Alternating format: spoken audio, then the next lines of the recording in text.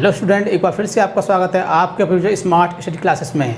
हाँ, तो हमारी इंग्लिश की क्लास चल रही थी जिसमें हम आज आपको बहुत ही महत्वपूर्ण बात बताने जा रहे हैं। आज की वीडियो आपके लिए बहुत ही महत्वपूर्ण है। आपने अगर ये वीडियो नहीं देखी तो आप इससे बहुत ज़्यादा नुकसान में रहोगे, क्योंकि आज की वीडियो आपको बहुत ज़्यादा बेनिफिट, बहुत ज़्यादा फ़ायदा देने वाली है। वो फ़ायदा क्या है कि अब तक जो हम आपको सिलेबस पढ़ा रहे थे वो सिलेबस कुछ ज़्यादा था। अब इसमें से क्या है कि कुछ सिलेबस कम हो गया है। क्या हो गया है? कम हो गया है। जब कम हो गया है तो आपको कम पढ़ना पड़ेगा, और कम पढ़ना पड़ेगा तो आप बहुत ही अच्छी तरह से इसको याद कर सकते हो। तो जो हमारी बुक्स हैं उनमें से कुछ चैप्टर हटा दिए गए हैं। वो कौन से चैप्टर हैं आज हम आपको वही बताएंगे। इसका रीज़न ये है कि अब तक कोर्स नहीं आया है, सिलेबस जो है वो नहीं आया है, किसी की बुक्स नहीं आई हैं। तो कारण ये है कि सब स्टूडेंटों के पास जो भी बुक हैं वो ओल्ड हैं, और ओल्ड बुक में वही चैप्टर दिए हुए हैं जो पहले थे। जो नए बदलाव के चैप्टर हैं उसमें वो नहीं हैं। इसलिए आपको बड़ी दिक्कत होगी कि क्या याद करें, क्या याद नहीं करें। तो इस चीज़ को देखते हुए हमने ये वीडियो प्रोवाइड आपके लिए की है। इसमें आपको बहुत ज़्यादा बेनिफिट मिलेगा। इस वीडियो को आप बिना स्किप किए देखोगे ताकि आपको कोई बात जो है मुख्य रूप से छूट न जाए। इसमें हमने फर्स्ट ऑफ ऑल क्या है कि जो भी चैप्टर हैं, जो भी राइटर हमने सब लिखे हैं। इसमें आपको एक चीज़ दिखाई दे रही होगी कि कुछ चैप्टरों के नाम हमने ब्लैक से लिखे हैं। किससे लिखे हैं? ब्लैक से। और ज़्यादातर किससे लिखे हुए हैं? रेड से। तो इससे ये इंडिकेट आता है, ये समझ में आता है कि जो ब्लैक वाले हैं वो चैप्टर हटा दिए गए हैं। अब आपको कुछ नहीं देखना, सिर्फ इसमें आपको यही देखना है कि कौन सा चैप्टर ब्लैक से लिखा हुआ है और कौन सा रेड से लिखा हुआ है। जो ब्लैक वाला जो क्वेश्चन है, जो ब्लैक वाला चैप्टर है, जो ब्लैक का पोर्शन लिखा हुआ है वो आपके सिलेबस में से हटा दिया गया है, और जो रेड से लिखा हुआ है वो आपके सिलेबस में है। तो आज आपको यही जानकारी दी जाएगी कि सिलेबस में से क्या हट गया है, क्या रह गया है। तो देखते हैं क्या हट गया है और क्या रह गया है। क्लास 12th इंग्लिश सिलेबस, इसमें हमने आपका ओल्ड सिलेबस लिखा है, और जो हमारा ब्लैक से लिखा हुआ है वो हट गया है कोर्स में से आपके। जैसे देखो, पहली बुक है आपकी प्रोज। क्या है? प्रोज। प्रोज में हमारा पहला चैप्टर है आपका a girl with A basket. कौन सा है? A girl with A basket, और जिसके राइटर हैं आपके विलियम सी डगलस। जगह थोड़ी शॉर्ट थी इसलिए हमने विलियम को डब्ल्यू में लिख दिया है, कोई दिक्कत नहीं है। तो विलियम सी डगलस जिसके राइटर हैं। दूसरा चैप्टर है इसमें आपका ए फेलो ट्रैवलर। क्या है? ए फेलो ट्रैवलर, जिसके राइटर हैं एजी गार्डनर। इसके राइटर कौन से हैं? एजी गार्डनर। अब देखिए तीसरा चैप्टर है आपका, कौन सा है? The secret of health, success and power. तो ये चैप्टर जो है वो कोर्स से हटा दिया गया है। ये आपको अब लर्न नहीं करना है। अगर हम ये वीडियो प्रोवाइड नहीं करते तो आप इसको याद कर लेते, आपको पता नहीं रहता कि क्या याद करना है, क्या याद नहीं करना है। तो इस वीडियो को देखने के बाद ये क्लियर हो जाएगा कि क्या हमको याद करना है, क्या नहीं करना है। तो तीसरा चैप्टर जो है वो सिलेबस से हटा दिया गया है, आप इसको लर्न नहीं करोगे। वैसे भी हम इसकी वीडियो प्रोवाइड नहीं करेंगे, वैसे हम इसकी वीडियो प्रोवाइड कर चुके हैं, लेकिन अब आप उसे लर्न मत करना। नेक्स्ट फोर्थ पर है देखिए आपका द होम कमिंग। क्या है? होम कमिंग, जिसके राइटर हैं रविंद्रनाथ टैगोर। बहुत ही अच्छी कहानी है। इसमें जब आपको हम पढ़ाएंगे तो आपको बहुत ही अच्छा लगेगा और बहुत ही अच्छे समझ में आएगा आपके। कौन सी है? The home coming. नया चैप्टर है, लास्ट ईयर ये आया था शायद। The home coming, Rabindranath Tagore हैं इसके। अगला जो चैप्टर है आपका पांचवा, कौन सा है? I am John's Hart. कौन सा है? I am John's Hart. तो ये भी चैप्टर आपका हटा दिया गया है, तो इसको भी आप लर्न नहीं करोगे। क्लियर है? नेक्स्ट आगे देखिए 6 पर है आपका वोमेंस एजुकेशन, मतलब कि स्त्रियों की शिक्षा, और जिसके राइटर हैं एस राधा कृष्णन। बहुत ही इम्पोर्टेंट, बहुत ही महत्वपूर्ण चैप्टर है। आप इसको बहुत अच्छी तरह से लर्न करना, क्योंकि इसमें महिलाओं के बारे में बताया गया है कि महिलाओं को किस तरह से रहना चाहिए, महिलाओं को कैसा व्यवहार करना चाहिए, महिलाओं को क्या करना चाहिए, क्या नहीं करना चाहिए। इसीलिए ये चैप्टर बहुत महत्वपूर्ण है, अक्सर इसमें से एग्ज़ाम में ज़रूर आता है। अगला है आपका 7 पर द हेरिटेज ऑफ इंडिया, मतलब कि भारत की धरोहर। ये भी चैप्टर बहुत अच्छा है, ए एल वाजम ने ये लिखा है। तो तो ये जो था आपका प्रोज का सिलेबस था, इसमें से आपके 2 चैप्टर हटा दिए गए हैं, चैप्टर नंबर 3 और चैप्टर नंबर 6।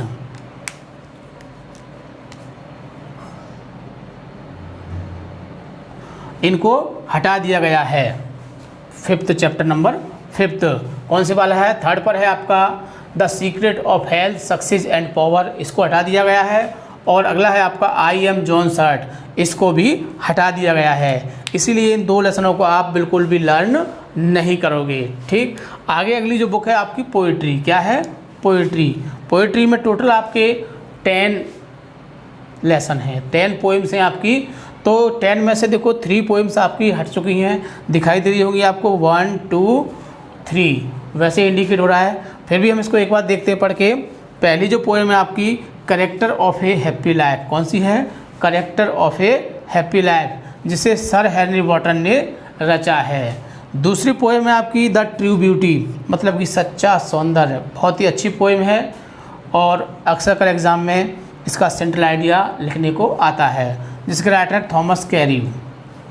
नेक्स्ट तीसरा है आपका ऑन हिज ब्लाइंडनेस, ये इससे भी ज़्यादा महत्वपूर्ण है और इसे जॉन मिल्टन ने लिखा है। जैसे हमारे सूरदास जो कवि थे, सेम उनकी तरह ही जॉन मिल्टन थे, वो भी ब्लाइंड थे और ये भी ब्लाइंड थे। इनकी जो ऑन हिज ब्लाइंडनेस है बहुत ही अच्छी पोएम है। जब आपको हम इसकी हिंदी में इसकी बताएंगे, समरी बताएंगे, तो आपके सामने बहुत अच्छा आएगा और बहुत ही अच्छा लगेगा। अगली जो पोएम है 4th an elegy written in a country churchyard, ये भी अच्छी पोएम थी, लेकिन इसको आपके सिलेबस में से हटा दिया गया है, तो आप इसको लर्न नहीं करोगे। ठीक है, अगली है 5वीं, देखिए ए लेमेंट, एक बिलाप, ए रोना, है ना। बहुत ही अच्छी पोएम है, सिलेबस में नहीं आई है, 2-1 साल हो चुकी है इसको। और इसकी पोएट है इसके पीबी शैली, बहुत अच्छी तरह से लिखा है, बहुत अच्छी है। अक्सर कर इसका भी सेंट्रल आइडिया एग्जाम में आ जाता है। अगली है देखो 6 पर ला बेल डाम सन्स मर्सी, मतलब कि बिना दया की औरत कह सकते हैं। ये 6 पर है ला बेल डाम सन्स मर्सी, इसको भी सिलेबस से हटा दिया गया है, तो ये भी आपको लर्न नहीं करनी है। आगे है देखो 7 पर है, देखिए आपकी 7 भी जो पोएम है वो है the passing of Arthur, the passing of Arthur, जिसके पोइट हैं आपके अल्फ्रेड लॉर्ड टेनिसन। बहुत ही अच्छी पोएम है ये भी, अक्सर एग्ज़ाम में इसमें से एक्सप्लेनेशन आता है, हम आपको इसको भी बहुत अच्छी तरह से बताएंगे।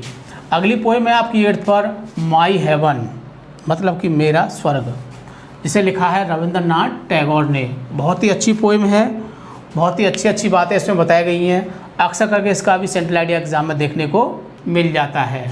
अगली वाली जो 9वीं पोएम है उसको एग्ज़ाम में से क्या है, हटा दिया गया है। कौन सी? Stopping by woods on a snowy evening, बहुत ही अच्छी पोएम थी, बट इसको एग्ज़ाम इसमें से क्वेश्चन में हटा दिया गया है। रीजन की कोर्स ज़्यादा था और समय कम था, समय वही 3-3.5 घंटे मिलते थे आपको, लेकिन बुक्स आपकी दोनों ग्रामर ही इसमें ली होती हैं। पहले क्या होता था, पहले दोनों पे अलग अलग होते थे, 3 घंटे का फर्स्ट का होता था पेपर इसका और 3 घंटे का ग्रामर का होता था, टोटल आपको 6 घंटे मिलते थे। और अब क्या होता है कि केवल आपको 3 घंटे ही मिलते हैं। कितने घंटे मिलते हैं? 3 घंटे। और कोर्स जो पहले 6 घंटे में होता था, अब उसके लिए केवल आपको 3 घंटे मिलते हैं। इसीलिए याद करने में बड़ी समस्या होती है, बड़ी कठिनाई होती है। हम तो पढ़ा देते हैं जैसे तैसे आपको, लेकिन तुम्हें याद करने में बड़ी समस्या होती होगी। इस वजह से समस्या को देखते हुए ये चैप्टर कम कर दिए गए हैं, ताकि आप इसको आसानी से लर्न कर सकें। ठीक है, अगला जो 10वां चैप्टर है आपका, 10वीं जो पोएम है देखिए the song of the free, बहुत अच्छी पोएम है ये भी, स्वामी विवेकानंद ने इसको लिखा है, जो आपके इंडियन पोइट हैं। तो अक्सर कर इसका भी सेंट्रल आइडिया एग्ज़ाम में देखने को मिलता है। तो वैसे देखो जो सेंट्रल आइडिया है उनको सेंट्रल आइडिया के रूप में याद करोगे और जो एक्सप्रेशन के रूप में आते हैं उसको याद करोगे। हम आपको इसकी दोनों चीज़ें कराएंगे, सेंट्रल आइडिया भी कराएंगे और एक्सप्रेशन भी कराएंगे, लेकिन जो इम्पोर्टेंट होता है उसको आप अच्छी तरह से करोगे। अगली जो तीसरी जो बुक है आपकी वो है शॉर्ट स्टोरीज़। कौन सी है? Short stories. 2 बुक आपकी कंप्लीट हो चुकी हैं, 2 चैप्टर इसमें से और 3 पोएम इसमें से हटा दी गई हैं। तीसरी जो बुक है शॉर्ट स्टोरीज, इसमें आपके टोटल 4 चैप्टर हैं। कितने हैं? 4। अब 4 चैप्टर में से देखो, पहला है द गोल्ड वॉच। कौन सा है? The gold watch. तो ये चैप्टर आपका रहेगा। दूसरा है an astrologer day. Gold watch का मतलब समझते होंगे, सोने की घड़ी। बहुत अच्छी कहानी है, जब आपको हम पढ़ाएंगे तो इसकी समरी आपको बताएंगे, बहुत ही इंटरेस्ट आएगा, बहुत ही अच्छी लगेगी। अगली है एन एस्ट्रोलॉजर डे। इसमें भी देखो एक ज्योतिषी के बारे में बताया गया है कि पहले वो क्या था, फिर क्या बन जाता है। तो ये भी बहुत अच्छी स्टोरी है, इसको भी हम आपको बाय फेस बताएंगे। तीसरी है द लॉस्ट चाइल्ड। ये तो बहुत ही ज़्यादा इम्पोर्टेंट है। इसमें एक बच्चे के बारे में बताया गया है जो किसी फेयर में खो जाता है। तो ये भी बहुत अच्छी कहानी है। तीनों कहानियों को हम बहुत अच्छी तरह से बताएंगे। हम तो चारों को ही बताते, बट ये 4th वाली जो अगली जो है कहानी जो है इसमें से स्टोरी, इसको हटा दिया गया है। क्योंकि आपको पता है कैसे कह सकते हटा दिया गया है, क्योंकि हमने इसको ब्लैक से लिखा है। और हम आपको पहले बता चुके हैं कि जो ब्लैक से लिखा है उसको सिलेबस में से हटा दिया गया है। हमने पूरा सिलेबस क्यों लिखा? क्योंकि आपको पता रहे कि पहले चैप्टर कौन से थे और उसमें से कौन से हटा दिए गए हैं। हम चाहते तो इन्हीं जो चैप्टर हटा दिए गए इनको बता सकते थे आपको, लेकिन इससे आपको पूरी जानकारी नहीं मिलती। इसलिए हमने आपको टोटल चैप्टर लिखे हैं और उन चैप्टरों को बताया है जो हटा दिए गए हैं। तो 4 चैप्टर्स में से हटा दिया गया है। अगला जो प्ले था, देखो इसमें एक प्ले आता था आपका, इसमें से एक लॉन्ग क्वेश्चन आता था 1 मार्क्स का। इस प्ले को पूरी तरह से हटा दिया गया है। प्ले कौन सा था? The merchant of Venice. कौन सा था? The merchant of Venice. The merchant means व्यापारी, और वेनिस एक स्थान का नाम है, वेनिस के व्यापारी। और इसे पूरी तरह से हटा दिया गया है। क्यों? कि अक्सर देखा जाता है कि बच्चे पेपर पूरा ही नहीं कर पाते थे। 3 साढ़े 3 घंटे लिखने के बाद भी बच्चे केवल 60, 65, 70 नंबर का पेपर कर पाते थे। 30 नंबर का पेपर उनका छूट जाता था। किस बेस पर? समय के बेस पर। इतना समय नहीं मिलता था, क्योंकि लिखने का काम बहुत ज़्यादा हो जाता है। एक तो ग्रामर में बहुत सारा लिखना होता है, ऐसे लिखना, स्टोरी बनानी है, डार्क एंड डार्क, बहुत सारी चीज़ें होती हैं, सब लिखने का काम है उसमें। और उसके अतिरिक्त फिर इसमें भी लिखना, फर्स्ट में भी long question, short question, explanation, central idea, बहुत कुछ लिखना पड़ता था, बड़ी दिक्कत होती थी। इस वजह से ये कोर्स थोड़ा कम कर दिया गया है, ताकि आपको रिलीफ मिल जाए, आप कोर्स को बड़ी आसानी से अचीव कर सकें। तो जो हमारा प्ले था मर्चेंट ऑफ वेनिस, बहुत अच्छा प्ले था, बहुत ही अच्छी बातें बताई जाती थी इसमें, और प्ले में बहुत ही आनंद की बातें भी होती हैं। ये जो नाटक था आपका मर्चेंट ऑफ, बहुत अच्छा था। हम जब इसको पढ़ाते पहले इसकी पूरी समरी बताते, फिर इसके क्वेश्चन बताते थे, ताकि समझ में आ जाए। लेकिन सिलेबस में हटा दिया गया है, इसलिए आपको ये बिल्कुल भी लर्न नहीं करना है। 5वें पॉइंट पर है आपका फिगर्स ऑफ स्पीच। पहले आता था और अब भी आएगा। जो आपके 7 फिगर्स ऑफ स्पीच हैं आपके, सिमली, मेटाफर, पर्सोनिफिकेशन, एपोस्ट्रोफी, जो भी हैं वो सारे आएंगे, जिसमें आपको किसी एक की डेफिनेशन लिखनी होगी और उसके 2 एग्जाम्पल देने होंगे, जिसके लिए 4 मार्क्स दिए जाते हैं। तो अगर आपने 3-4 प्रोपोजिशन या उसकी डेफिनेशन याद कर ली और उनके 2-2 एग्जाम्पल याद कर लिए, तो ये 4 मार्क्स बहुत ही ईजी होते हैं, बहुत ही आसानी से मिल जाते हैं। तो इसको हम बहुत ही अच्छी तरह समझाते हैं और आपकी समझ में भी आ जाएगा। तो ये था हमारा इंटरमीडिएट का सिलेबस, पूरा सिलेबस। इसमें से क्या हटा दिया गया है।